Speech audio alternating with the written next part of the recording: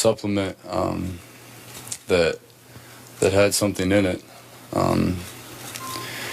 and I did not check with the medical staff before taking it.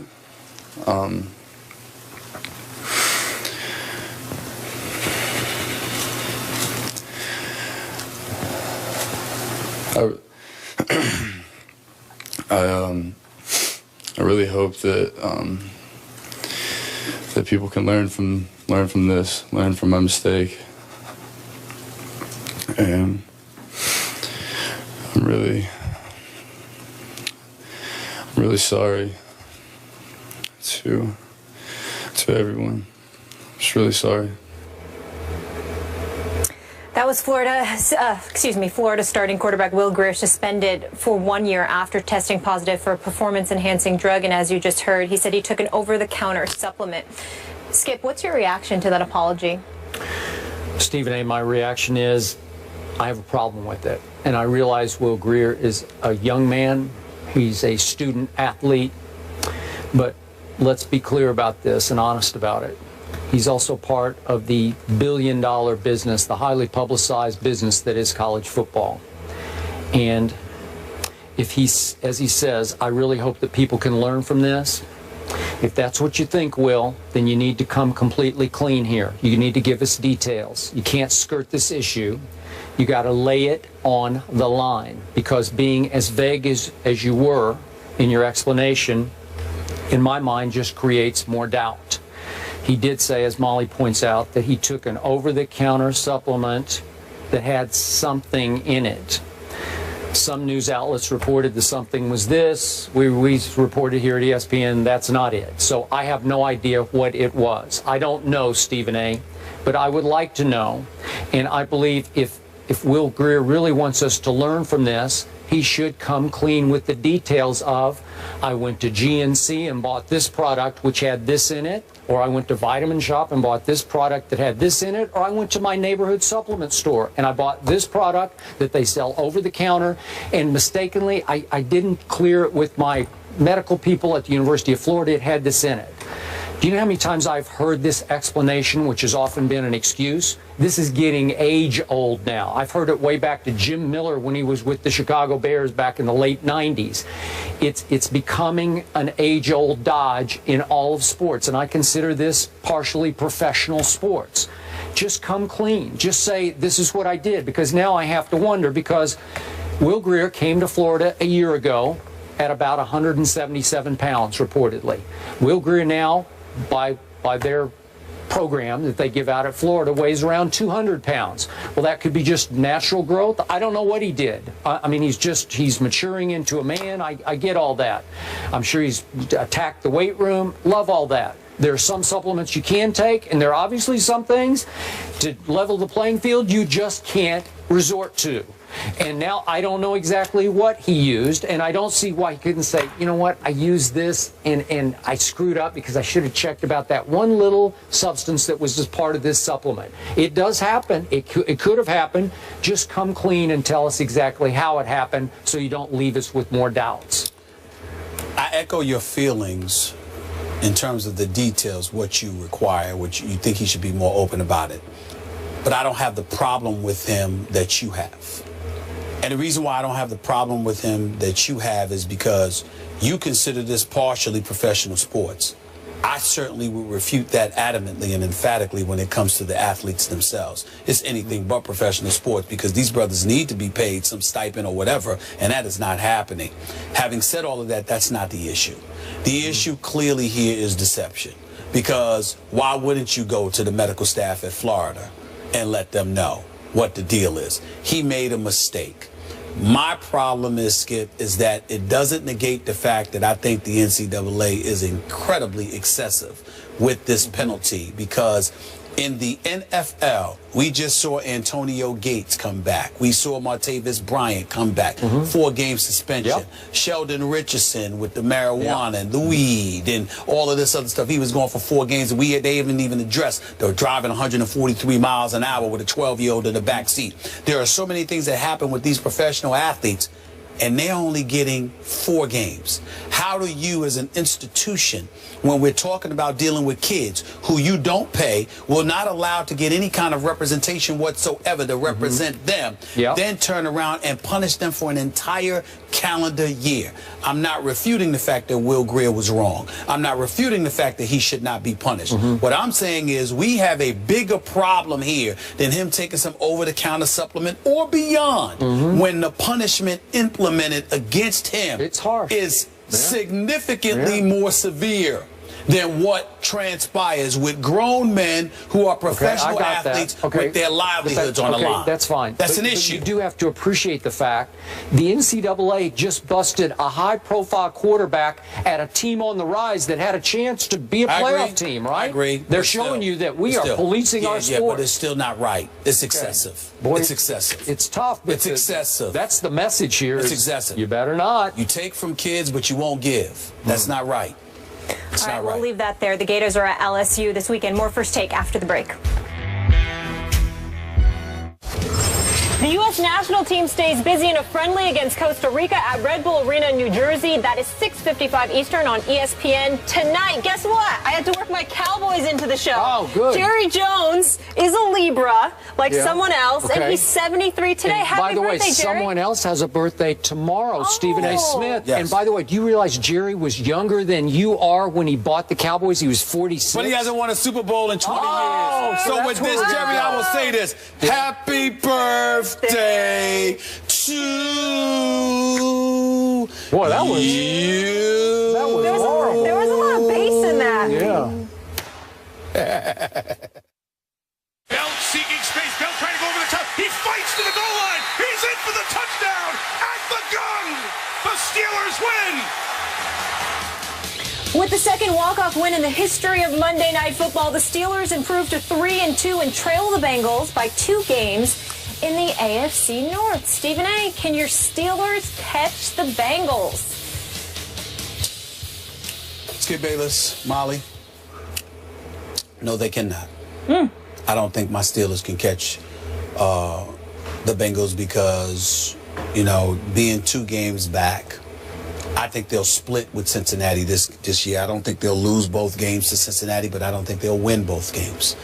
And then I think about the Steelers' hellacious schedule. I think their only shot is that they've got a 3-game home stretch coming up after they play Arizona, I believe, where they've got Cincinnati, Oakland, and Cleveland at home in Pittsburgh. They've got to win all of those games. But look at the rest of their schedule. I mean, we're talking about the bye week in week 11. Then you're at the Seahawks.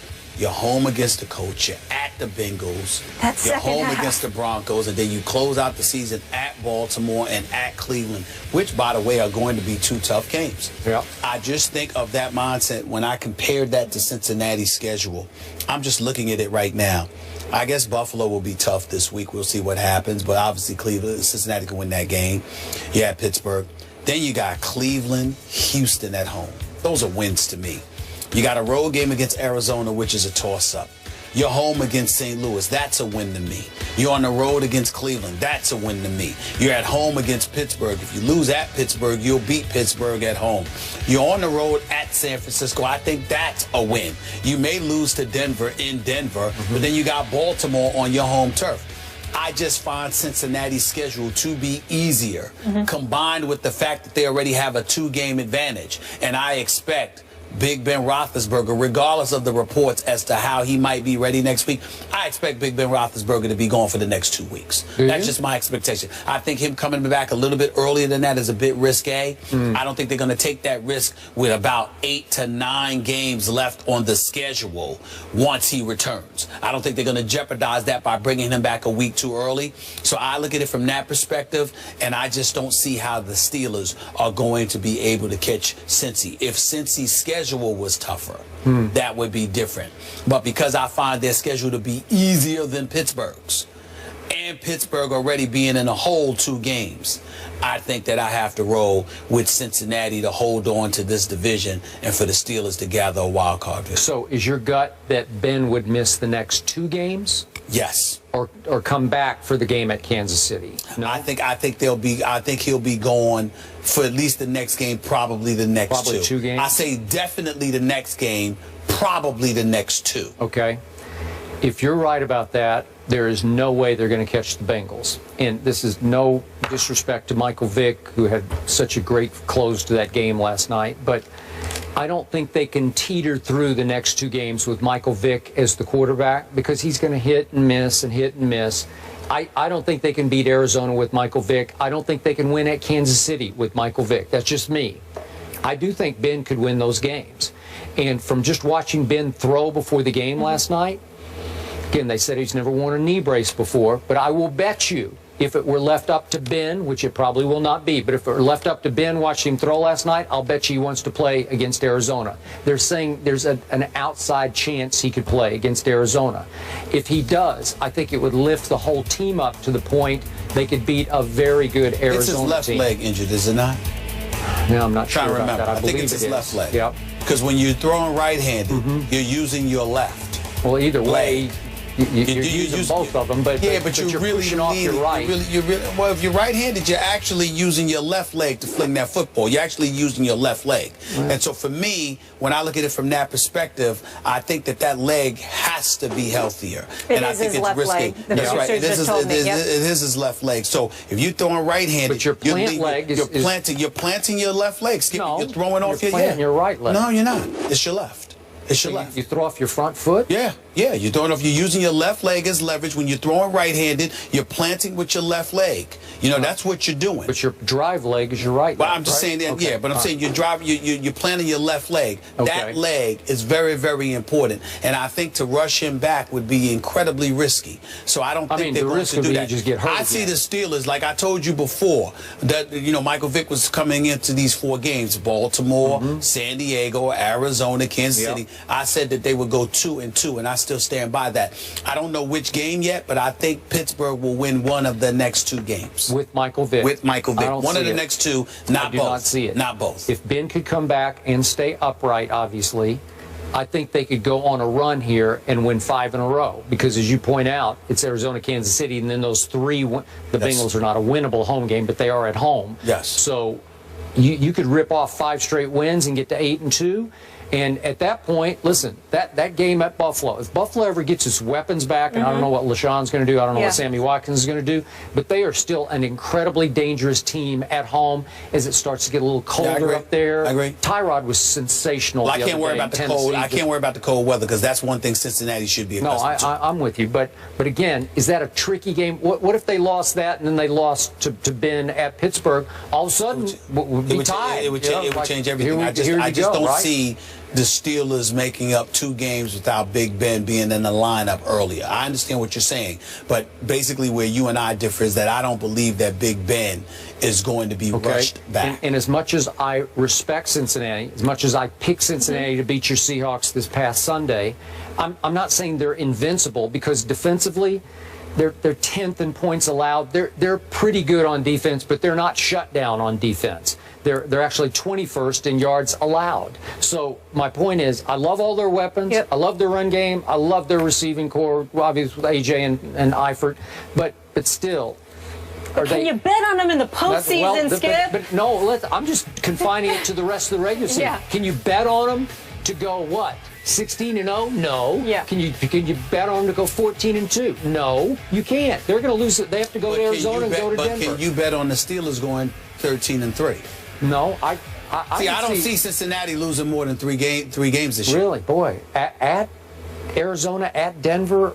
The way that they're playing, I don't see them losing more than 3 games this year. I just want to see if they can get over the hump in the postseason. Well, that's what I'm saying. It means nothing. I'll give them all the respect and the credit in the world for what I think they're going to do in the regular season, because I think Cincinnati is incredibly talented.